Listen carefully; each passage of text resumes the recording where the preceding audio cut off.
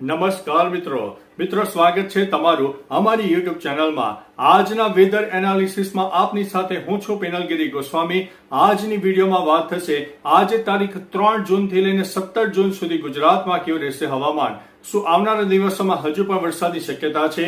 ભેજનું પ્રમાણ ભયંકર જોવા મળ્યું છે, જેના કારણે વરસાદનું પ્રમાણ વધુ જોવા મળ્યું છે। તમામ પ્રકારની માહિતી આ એક વિડીયોમાં તમને આપી દઈશું। મિત્રો, વાત કરીએ તો સિસ્ટમથી આવનારા દિવસોમાં દક્ષિણ ગુજરાતથી લઈને કેરળ સુધી વરસાદની ટફ રેખા સર્જાશે, જેમાં તારીખ 11 થી લઈને 17 તારીખમાં મહારાષ્ટ્રથી લઈને કેરળ સુધીમાં ભયંકર વરસાદ થશે। કોઈ વિસ્તારમાં તો 4 ઇંચ કરતા વધારે વરસાદ નોંધાય અને તેની વ્યાપક અસર દક્ષિણ ગુજરાત, સૌરાષ્ટ્ર અને મધ્ય ગુજરાતના પણ અનેક ભાગોમાં જોવા પણ મળી શકે છે। અત્યારે મિત્રો આપણે જે આગાહી આપીએ છીએ તે આગાહીના અનુસંધાનમાં જણાવીએ કે અત્યારે ગુજરાતમાં ભયંકર ભેજનું પ્રમાણ જોવા મળી રહ્યું છે, જેના કારણે થઈને અત્યારે ગરમી અને ભેજ બંને ભેગા થવાને કારણે લો ક્લાઉડ ફોર્મેશન બની રહ્યા છે અને જે તે જિલ્લામાં વરસાદ પણ વરસી રહ્યો છે।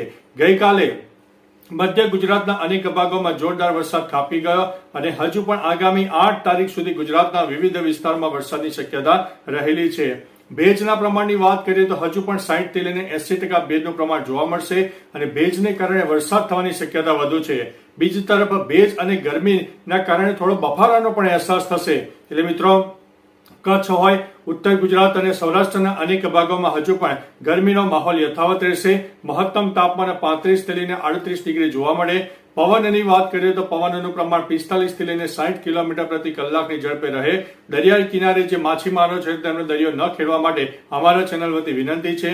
ખાસ કરીને કચ્છ હોય, સૌરાષ્ટ્રનો દરિયાઈ પટ્ટી વિસ્તાર હોય અને દક્ષિણ ગુજરાતના દરિયાઈ પટ્ટી વિસ્તારમાં પવનનું પ્રમાણ વધારે રહેશે, જ્યારે મધ્ય ગુજરાત અને ઉત્તર ગુજરાતમાં 15 થી લઈને 40 કિલોમીટર પ્રતિ કલાકની ઝડપે પવન પણ ફૂંકાઈ શકે છે।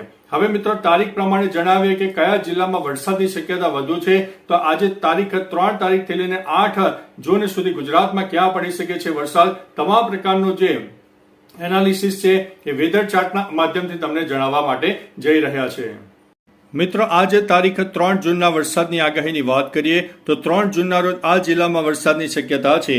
અમુક સ્થળે ગાજવીજ સાથે હળવાથી મધ્યમ વરસાદ થઈ શકે છે। બનાસકાંઠા, પાટણ, મહેસાણા, અરવલ્લી, સાબરકાંઠા, ગાંધીનગર, અમદાવાદ, આણંદ, ખેડા, પંચમહાલ, દાહોદ, મહીસાગર, વડોદરા, છોટાઉદેપુર, નર્મદા, ભરૂચ, સુરત, તાપી, નવસારી, ડાંગ, વલસાડ, દમણ, દાદરા અને નગર હવેલીમાં વરસાદની શક્યતા છે, જ્યારે છૂટાછવાયા અને ગાજવીજ સાથે હળવાથી મધ્યમ વરસાદની શક્યતા સુરેન્દ્રનગર, બોટાદ, અમરેલી, ભાવનગર, ગીર સોમનાથ અને દીવમાં રહેલી છે।